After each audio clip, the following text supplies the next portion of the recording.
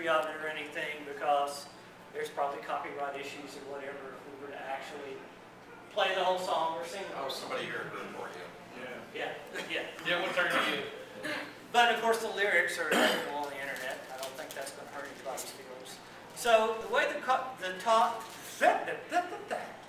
I need more than drink. Or less. No, more.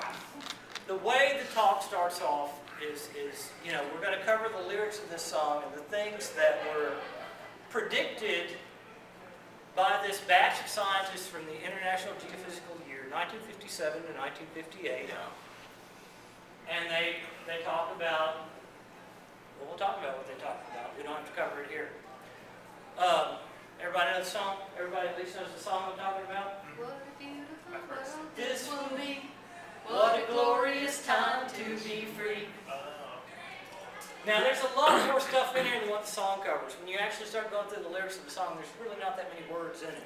So it only takes the first 5 slides to cover everything it talks about in the song.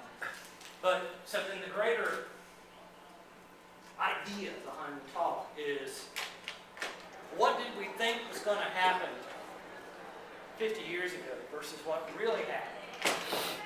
And what kind of trouble you get into when you start trying to make predictions of the future, especially more than a couple of years out. So, okay, so now the stage is set. So, okay. If you can't read the little thing at the top, on that train on graphite and glitter, undersea by rail, 90 minutes from New York to Paris. Well, by 76 we'll be A-okay. So, this was 57, 56, 57. They're trying to think 20 years out. And they're talking about one of the things that we're going to have is we're going to have a train that goes under the earth and goes from New York to Paris in a vacuum tube at supersonic speeds. And you can get there in 90 minutes. That sounds pretty far-fetched even now. Yes. Right? What happened? When you really start to think about this, I'll tell you what happened. Plate tectonics happened. In 1956, they did not have a grip on that. They did not understand that there are these big plates of Earth's crust that's either slide across from one another and go in all kinds of different directions. There happens to be one really big one right in the middle of the Atlantic Ocean.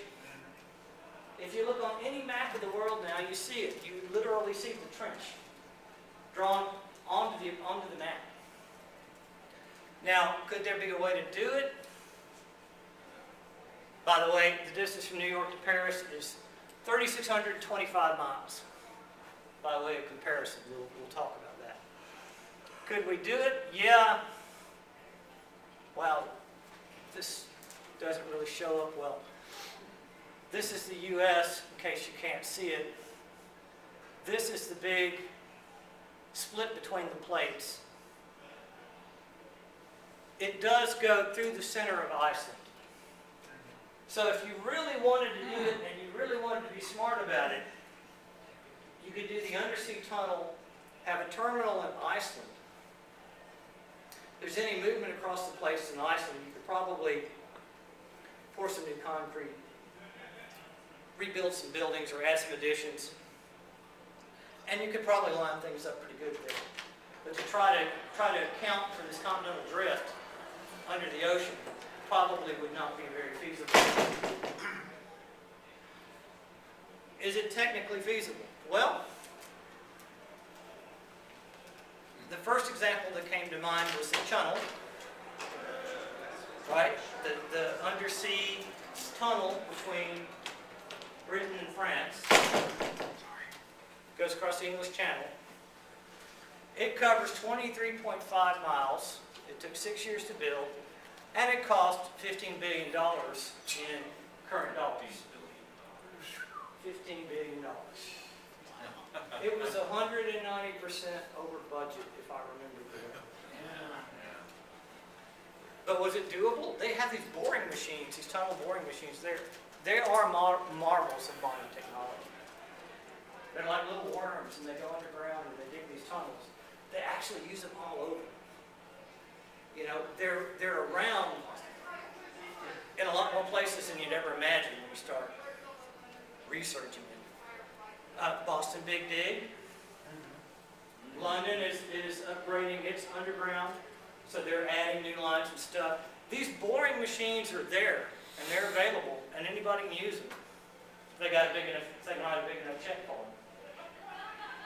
So yeah, can you do it? Yeah, you absolutely can do it.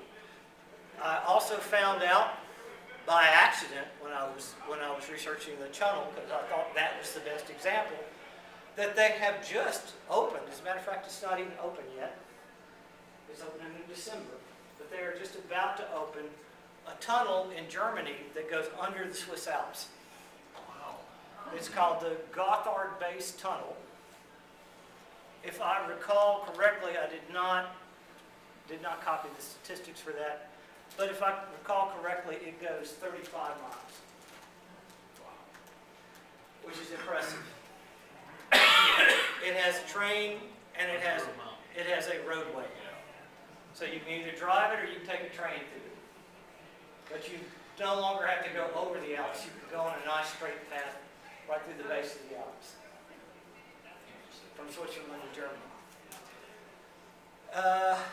What were you saying about plate tectonics? Alps. The Alps.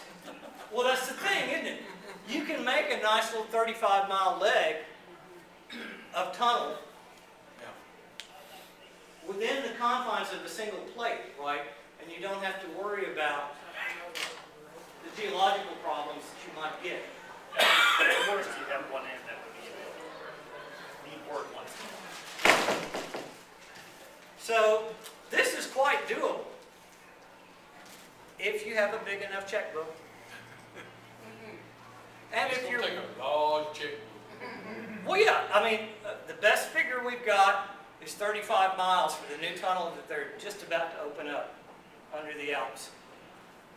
And to do New York to Paris, you need 3,600 miles. 2 orders of magnitude, right? So 15 billion miles would turn into 1.5 trillion to cover that kind of distance, not counting the problems you'd have with the plate tectonics involved. How But- much is an aircraft carrier? I was just about to say, that sounds like a lot of money, but it's doable, right? I mean, we've spent more money than that on aircraft carriers, so if you wanted it badly enough, you could. It's never going to be really feasible, though, from an economical point of view. Never make money. It'll never make money. You'll Yeah, never I mean- you'll never recoup 1.5 billion you put in. The 1.5 trillion. Trillion you put in, Yeah. excuse me. Yeah. Yeah. Yeah, I mean, sure, it'd be great to go from New York to Paris in 90 minutes. That'd be really cool. Would you be willing to pay $10,000 for the tickets, or would you just say, screw it, and pay $800 to get on a plane and go? But it may take more than 90 minutes. Sure, Look at the it might take you 12 hours to do it that way, right? Look at the Concorde. But who's going to write the bigger check? You know? The Concorde can do it in what, an hour and a half, 90 minutes? Or 2 hours. I think it was like 3 actually for the Concorde. It's more on the order of 3 It went hours. out of business, so. We talked about the Concorde later. Get your ticket to that wheel of space while there's time. The fix is in, you'll be a witness to that game of chance in the sky. So, this is the vision that I love talking about. Growing up as a kid, even in the 60s, 70s, and sort of even in the beginning of the 80s, everybody had this idea that there'd be this big space wheel, right? And it spun around, and centrifugal force would feel like gravity, and we could all just fly up there and hang out, and go to the casino and do our thing. And I guess look out the windows and see the Earth below you, right? And see what space looks like without an atmosphere. The problem with that, I won't read all this article to you, or this snippet from this article to you.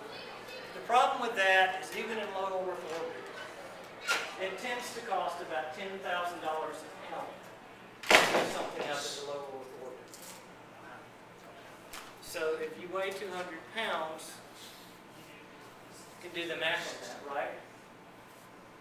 It's going to cost $2 million for you to go to space. That's cost. Not only is that cost, that doesn't count for your food or anything else, or your luggage, or anything else you want to take with you. Or profit. Our profit margin for the hotel, because nobody does anything for not, for not having a profit, right? So what have we got instead? We've got the International Space Station. And again, some of the information that you get from the International Space Station and real dollars is kind of shocking. I'll read this part to you. The ISS is arguably the most expensive single item ever constructed. In 2010, the cost was expected to be $150 billion. This includes NASA's budget of $58.7 billion, adjusted for inflation, for the station from 1985 to 2015. So it basically took them 20 years to get it up there, 30 years to get it up there. Russia's $12 billion contribution, Europe's $5 billion contribution, Japan's $5 billion contribution, Canada's $2 billion contribution, and the cost of 36 shuttle flights to build the station in the first place.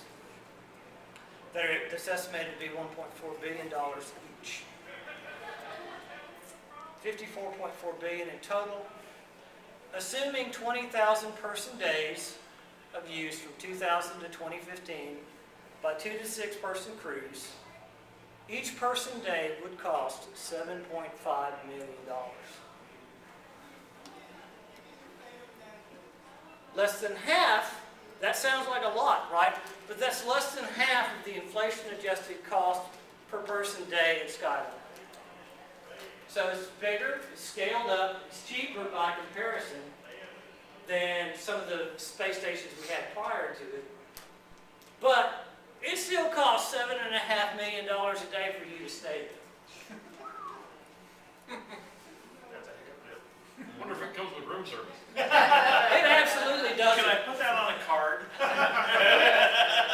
And again, if you just wanted a hamburger, that would be cheap, right? You could have the hamburger for $10 probably. But if you want the dude to actually bring you the hamburger, you got to spend $7.5 million for him to go with it, right? And the cooks and the kitchen and all that. So when will it happen? In reality, I said 100 years, maybe. Nature is a mother, so is economics. You won't be going unless you really have a reason to go. Like scientific experiments or something the government wants you to do and they're willing to build for you. Or you have more money than you need. Yeah, Can we send all the stupid people? absolutely not. There's that much money. I was about to say, there's not that much money in the world, right? There's roughly, on an order of magnitude, there's 7 billion stupid people, right?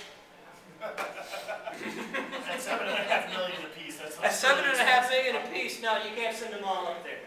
I didn't say we had to send oxygen to them.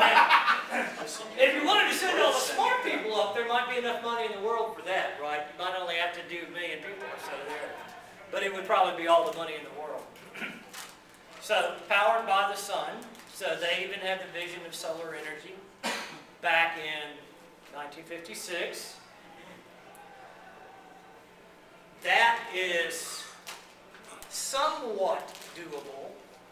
Now, whenever I teach physics and whenever we do any physics calculations involving solar energy, the figure we use is 550 watts per square meter for a good photovoltaic cell. Or for mirrors. That's how much sunlight energy you have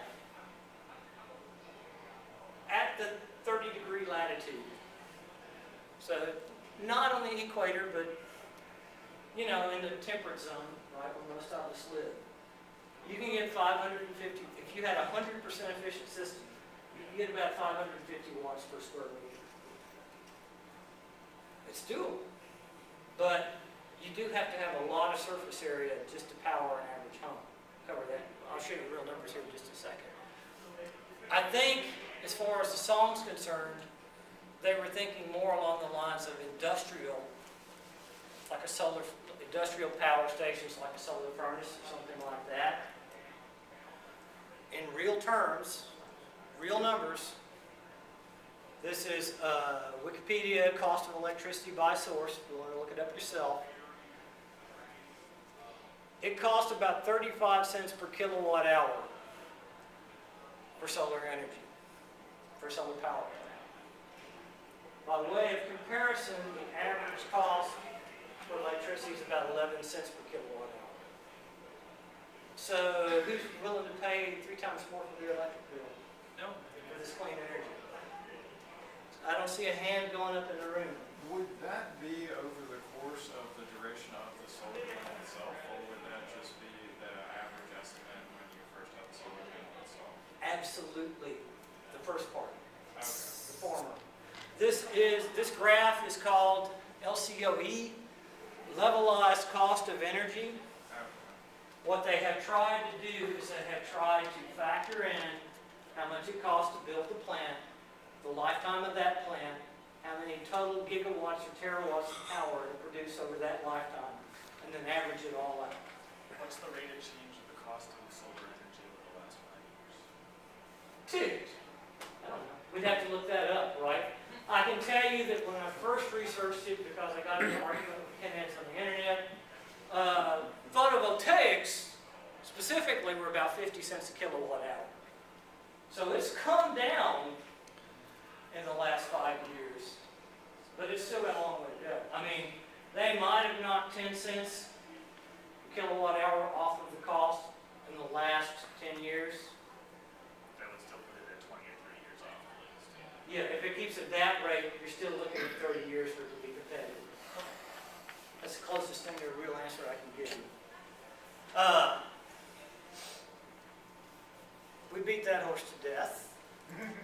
So we have a phase 2 of this slide. It's still the same graph, I just moved it over, showed you the other side. If you live in South Carolina, probably in North Carolina and a lot of other adjacent states, you're getting the phone calls from the guys trying to save the solar panels put on top of your house. Okay? What if we try to do it on an individual basis? So, I went and looked that up. At the time of this writing, which was 2016, from the source that I'm using, the installed cost of solar panels was between $7 and $9 per watt, so a 5 kilowatt system would cost around $25,000 to $35,000. I did the math. With proper batteries, 5 kilowatts would be pretty decent. You learn it, you use about 10 kilowatt hours per day in an average house. And okay, you get sunlight half the day, in the winter less, that's okay.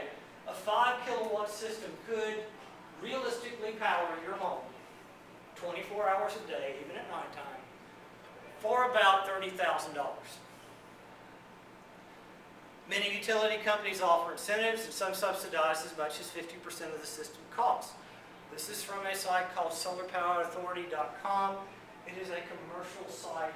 As far as I'm concerned, that is the best estimate, the most liberal estimate you're going to get for solar power, because they're literally trying to save you systems. That's the best case scenario, in other words. In 2015, the average cost annual of electricity per year for a U.S. resident at about 10,800 kilowatt hours and 12 cents a kilowatt hour is about $1,300 a year. So, that, you can probably do the math in your head and at least figure out the ballpark on that. If you're paying $30,000 to save $1,300 a year, it's going to take you a pretty good while to ever break even. But that's not the end of it. It turns out that maintenance costs on these systems are about $500 a year. Yes, solar panels burn out and have to be replaced. That's not the big thing. On top of that, they require that they be inspected yearly. Thank you, government. they require other maintenance type things that have to be done every year at the tune of about $500 a year. So your makeup rate's not $1,300 a year, it's $1,800 a year. Because they're going to back out $500 of your savings every year in maintenance costs.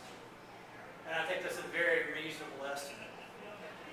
So, with that, at 0% APR, which I think is fair, you know, the government's not going to keep subsidizing solar power, but you might get a loan at 0%, the government might pay the interest for you.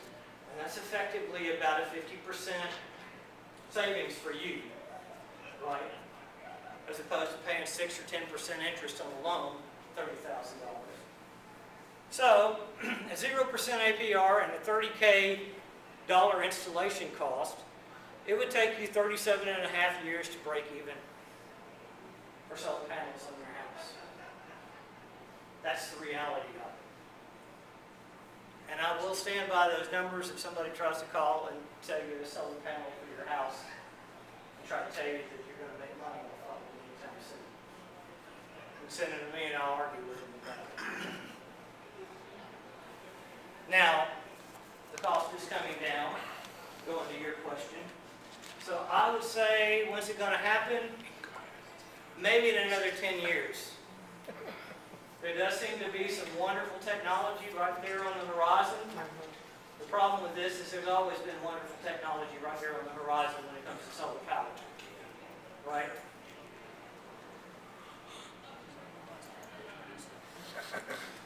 There'll be spandex jackets. One for everyone. Okay, that's a win. One spandex jackets, you can have them. There's actually much better materials even. So that went ahead on the development curve a lot faster than what the guys in the 50s even thought. But okay, well, it happened, it's happened. Of all the things they had to be right on. What's that? Of all the things they had to be right on. Yeah, we can have spandex jackets for everybody.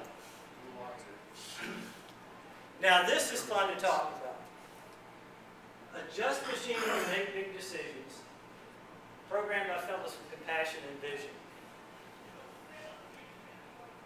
Why didn't that happen? First of all, the reason that doesn't happen, why there's not a mainframe computer that's making all the decisions for us, right? This is a profound lack of understanding of what it takes to make it artificial intelligence in the first place. There's a lot of things that go into programming a computer to mimic those same thought processes that we get for free in our brains. That turned out to be a lot harder than anybody imagined. Neither the human brain nor computer science is well understood in 1957. To me, the bigger problem is giving up control to an AI. That's also something people worry about today. So they misread human nature as well. In 1956, everybody believed in technology, everybody thought technology was great, and it would solve all our problems. From nuclear power to artificial intelligence to God knows what else, rocket ships to the moon bases. If there's overpopulation problem, we'll just ship people off to Mars. It's all good. Awesome. We don't have that kind of faith in technology anymore. Even now, when I give the talk on artificial intelligence or the future of robotics or whatever, I always have to include a slide on the Terminator scenario, right? Where this robot decides that humans are no longer necessary.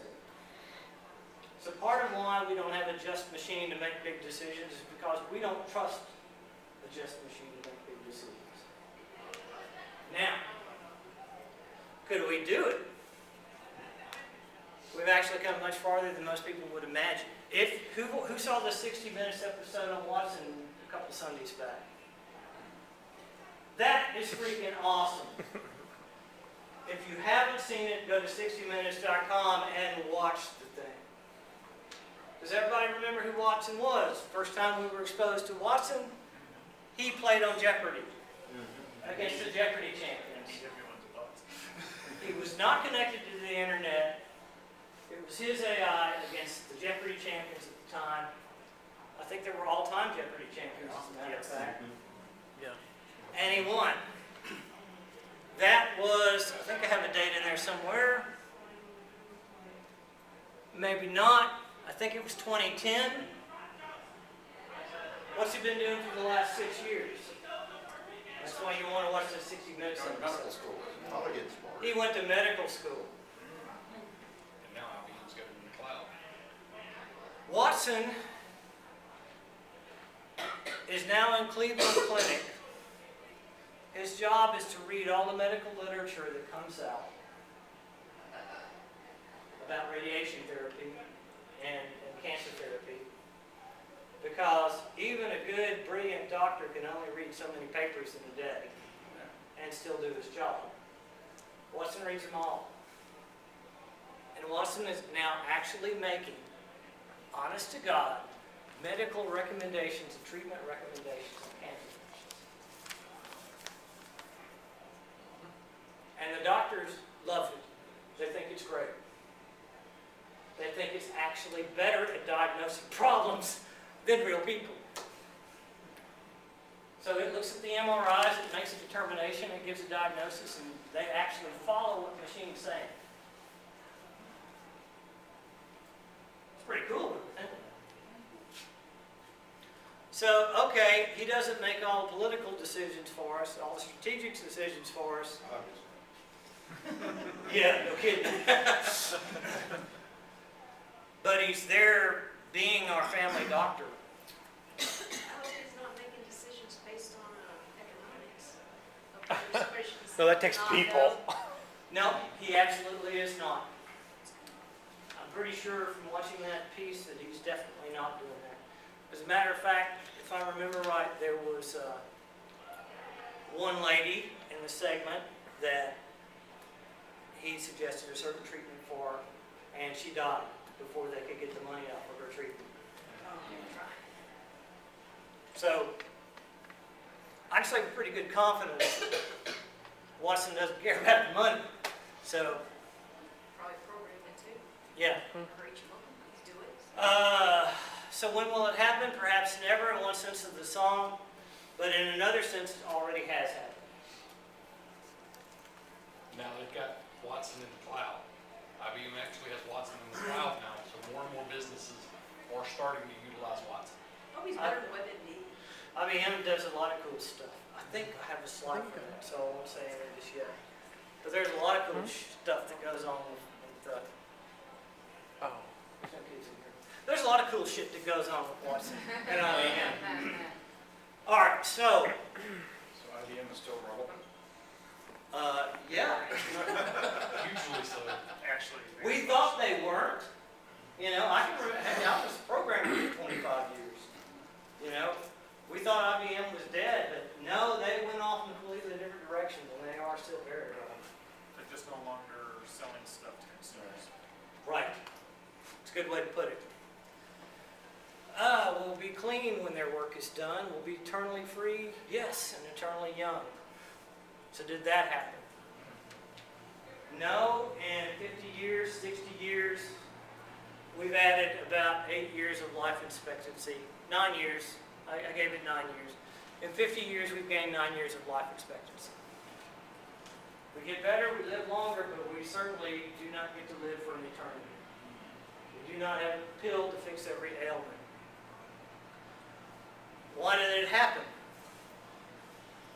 My personal opinion about this, and I've been on panels about this before, and singularity and all that, is we're not made to live forever. That's why. It's not evolutionarily favorable for us to live forever.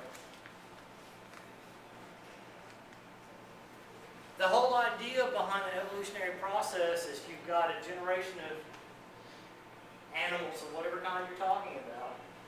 They die off, they're replaced with a new generation with new mutations, and as the environment changes, some of those new mutations are more advantageous for that environment. If you tried to lock down a specific generation of animals of any kind and say, they're going to live forever, therefore we can't continue to reproduce, right? Eventually you have people standing on top of one another if you did that. then evolution would come to a screeching halt, and then eventually it would become a bad thing. Some plague would come along and wipe us all out, and it'd be the end of it. So when you really think about it, it's not a mature attitude to even have, wanting to live forever. I would argue that's not what life's about. Actually, I got a serious question, Betty. Oh. A real one. Oh, Jesus! Somebody call us. How do you think 3D printing of organs is actually going to impact all this? Well, I think it'll have a positive impact on it. Yeah. But you still won't live forever. I mean, what do you get? 1 or 2 years because you've got a new kidney? I don't know, you get enough money. I mean, there's a lot of movies based on that theory. If you got enough money, you can keep reprinting your organs, right? Yeah.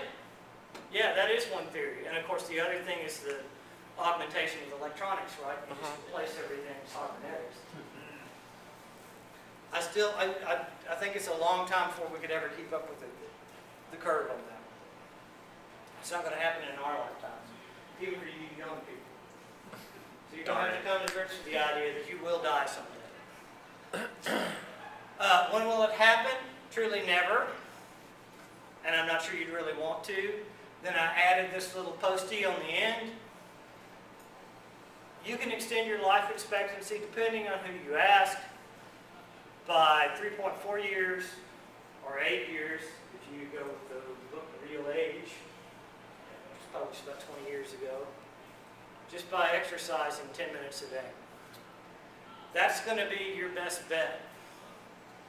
So that's really a piece of advice more than it is about, the future. But that will do more for you than any medical advance will. Probably shouldn't say that. You get cancer and it keeps you from dying. It's still better than giving you 8 years, right? It might give you 30 years under that case.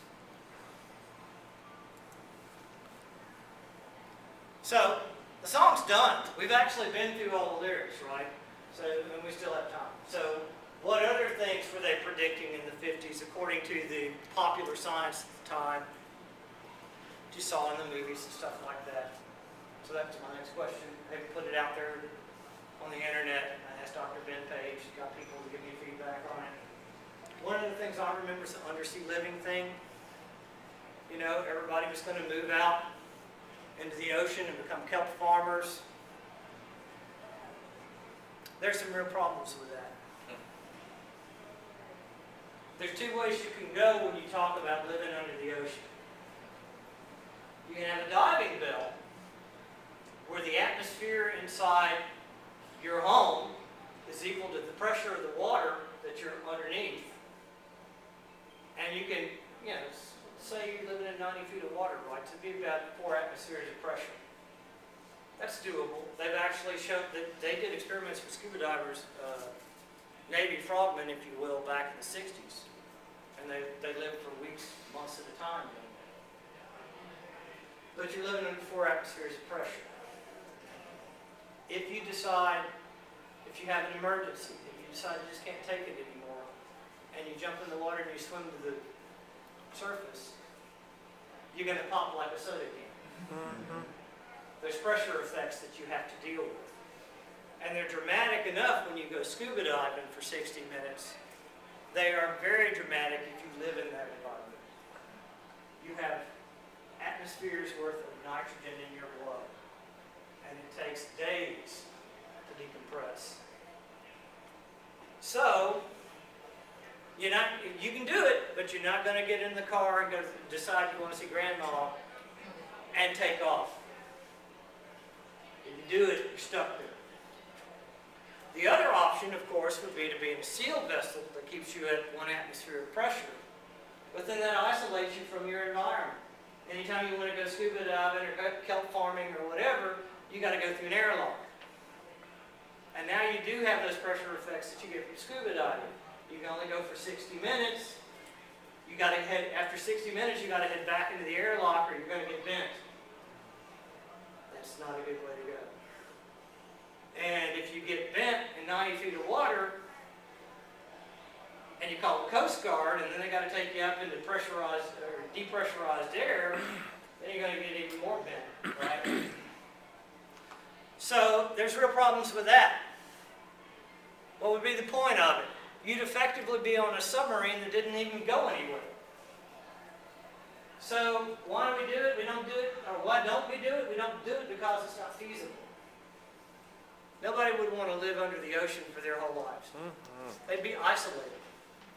Unless there's a whole community. Well, you need a whole community, but even so, it'd be like living on the moon, right?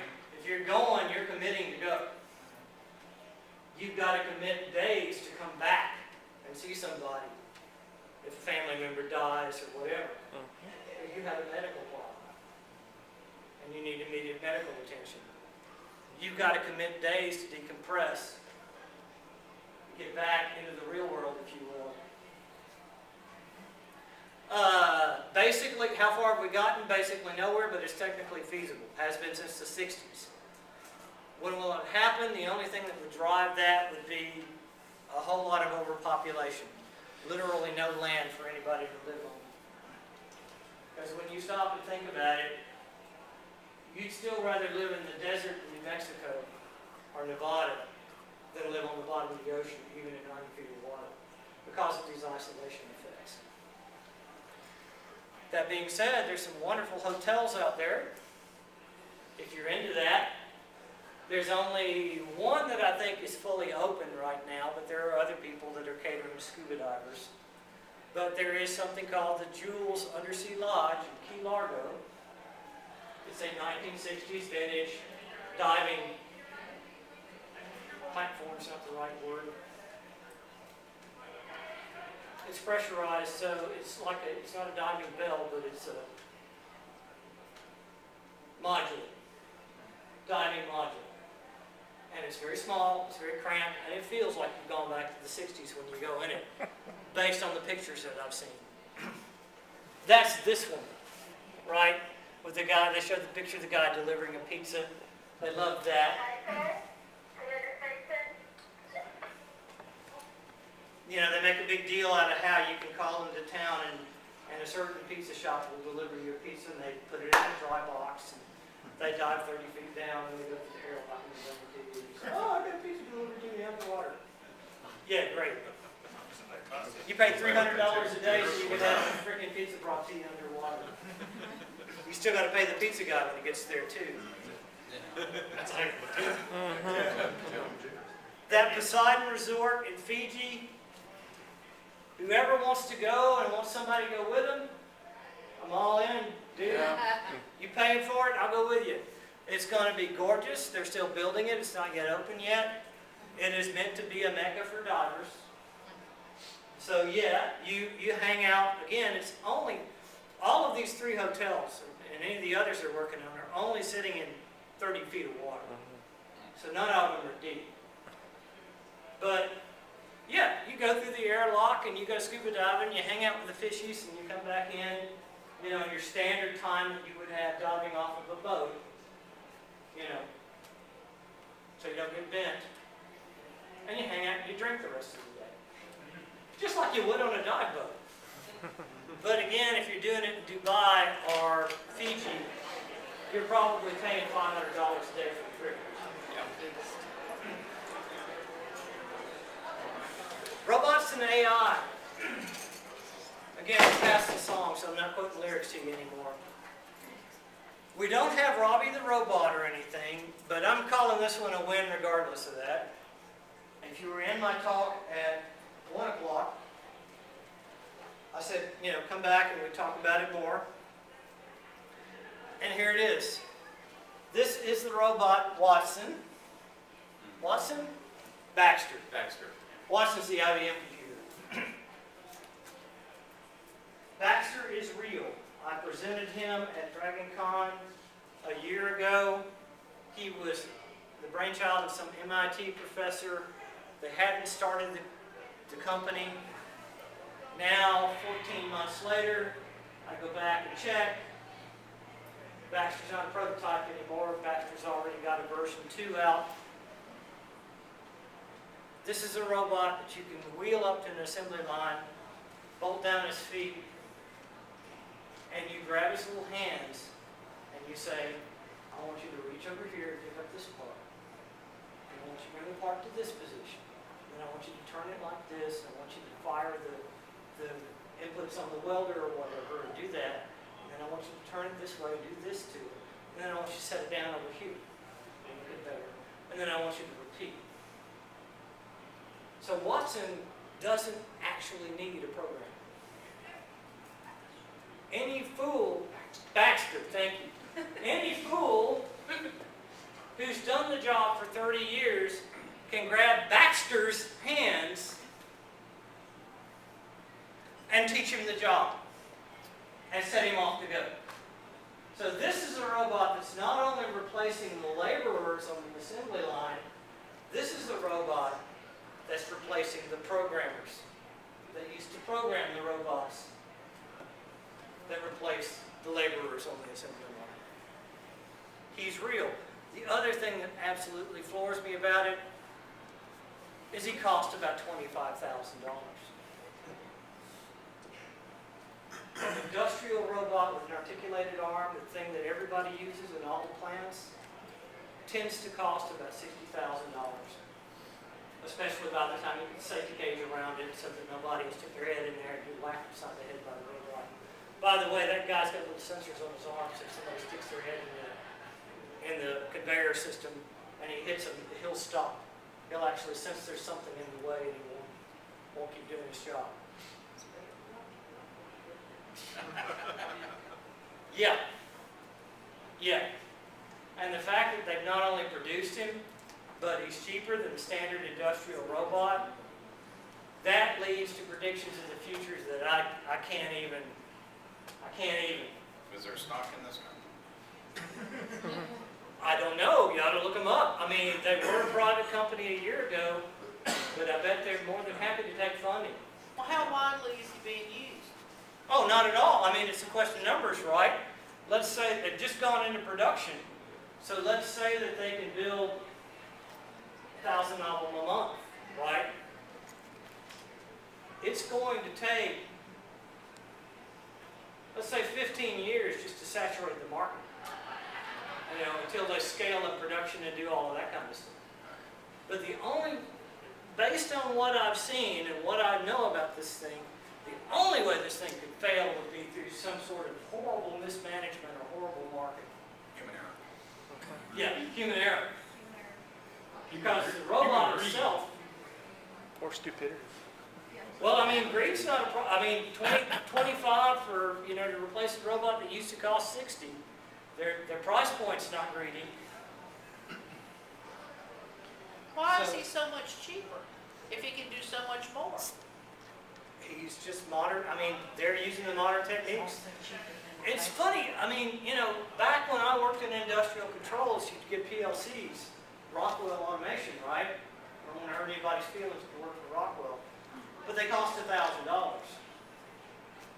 And they do less than half of the kind of work that a $200 PC would do. But people buy them because they replace systems that are already in place. They've been tested for industrial environments. They're supposed to handle a certain amount of heat, blah, blah, blah. And if you've got a production environment that makes $50,000 a year or $50,000 a day with the product, you don't give a damn if you have to pay $1,000 for the PLC.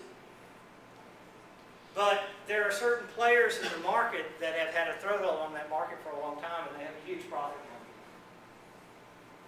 Whether it's Rockwell, whether it's Mitsubishi, whether it's KUKA, if you're talking about the robots, or Fanuc, or Allen Bradley. All of those guys charge, if you're an engineer and you've ever talked to any of these people, it seems like an insane amount of money for their equipment.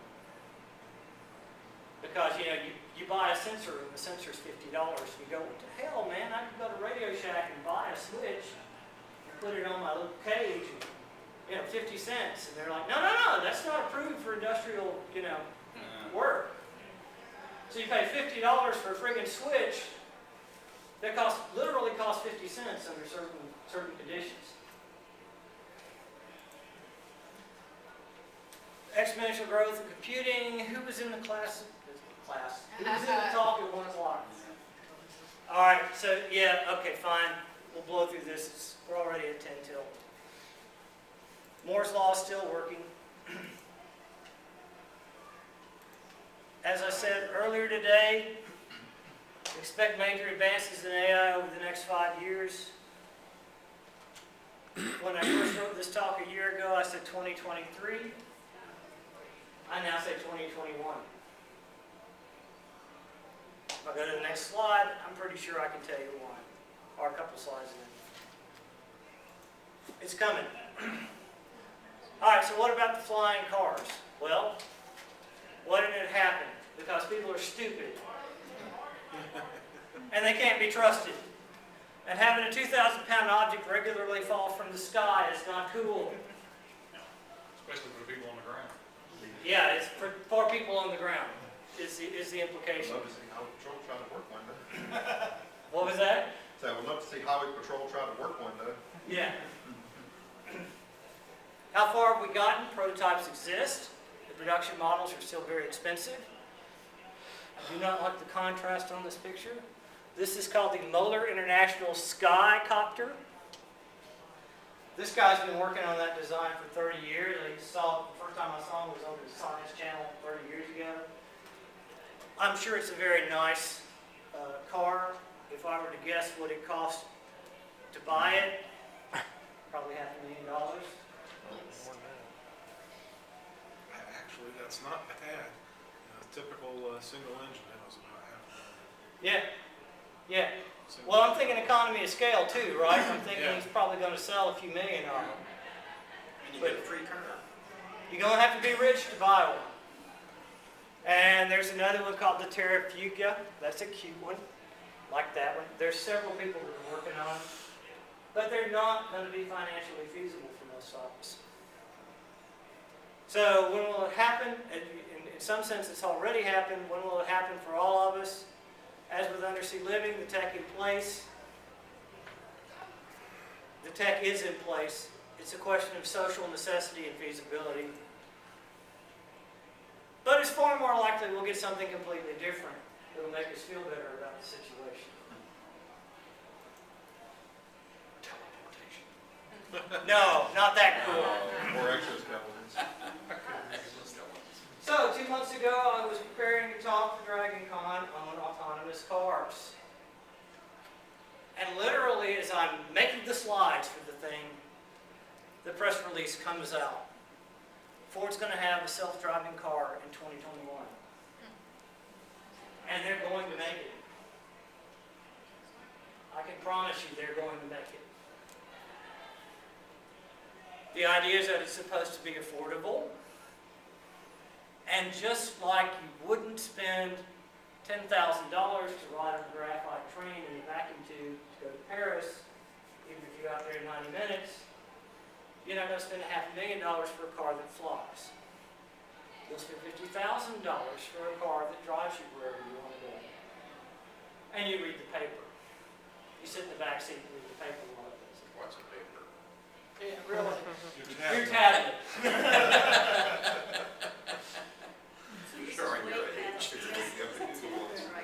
That'll be another benefit that comes from this, is you'll have a wonderful interconnected Wi-Fi network. Oh, yeah. So you will have the bandwidth to download porn or whatever.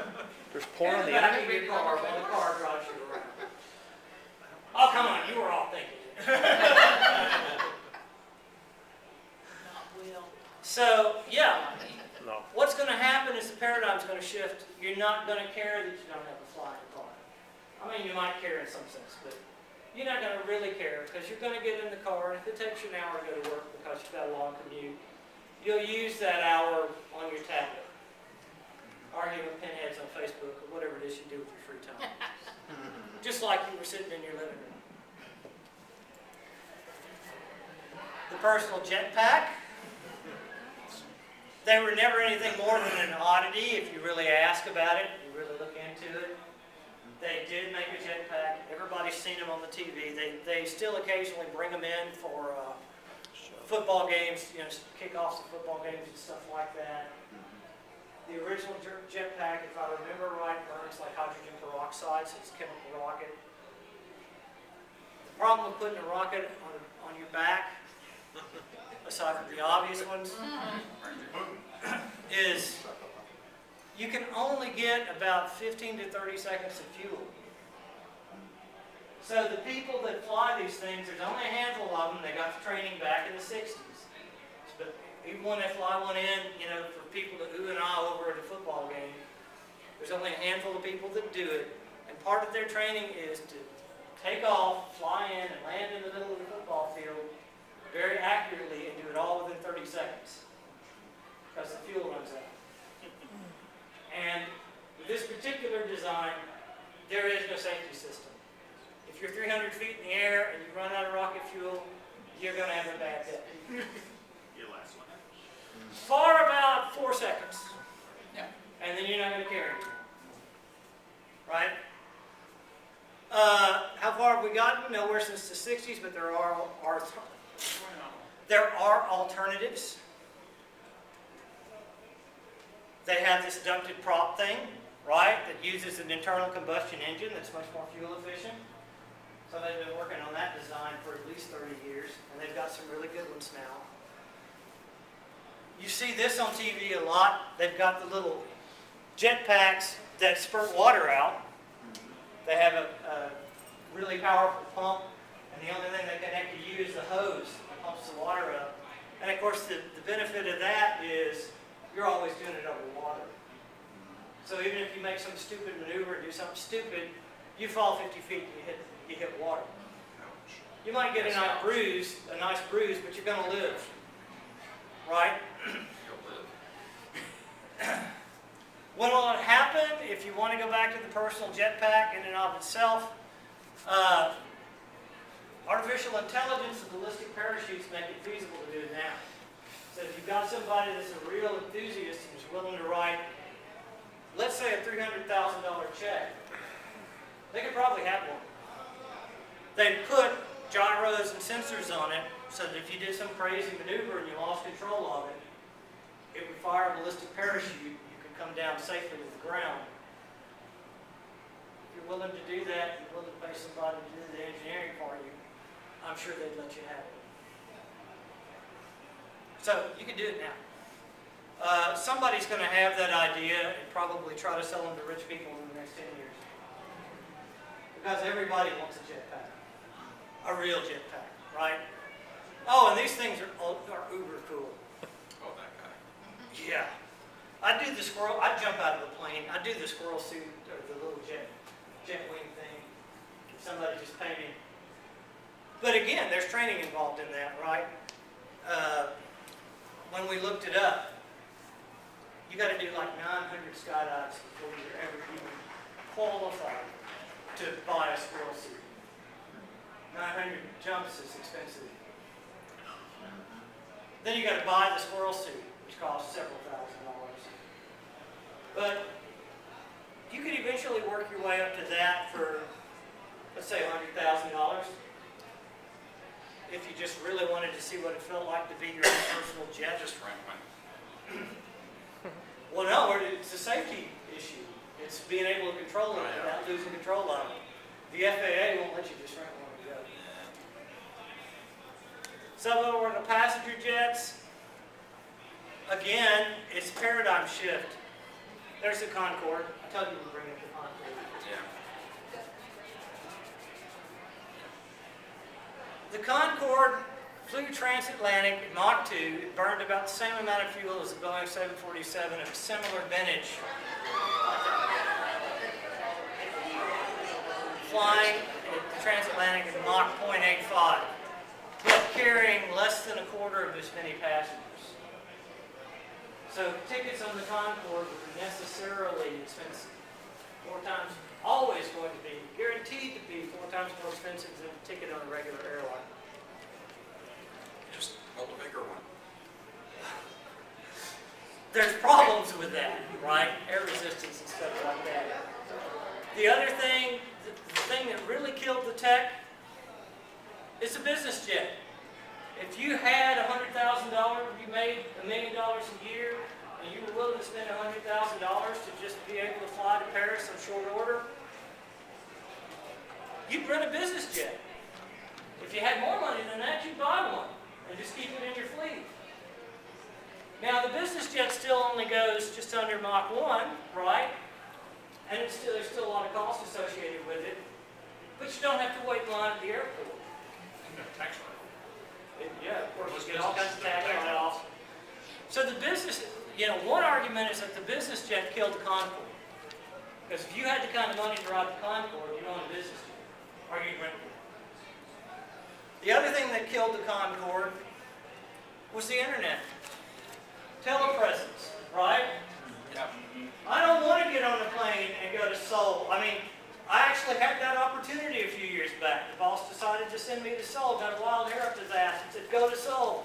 Didn't even have a specific job in mind, just meet everybody on the team. So I spent 2 weeks in Seoul. And it's like, I don't want to do this. I don't want to be stuck in some job halfway around the world, It was cool. I mean, it looked different. It was, it was a bit of an adventure, but that part was over after the first 2 days, right? Now you pick up the phone, you call these guys. You get on the internet, you have a video chat with them. I have to mention that thing is a supersonic bomber developed by the Air Force called the Valkyrie. It is a beautiful plane. So going at multi-Mach speeds is not a problem. It's just expensive because of the fuel cost. You're out of time.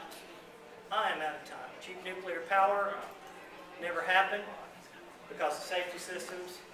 Cybernetics, huge advances in that, 5 to 10 years. Here's a list of all the things that no one even saw coming.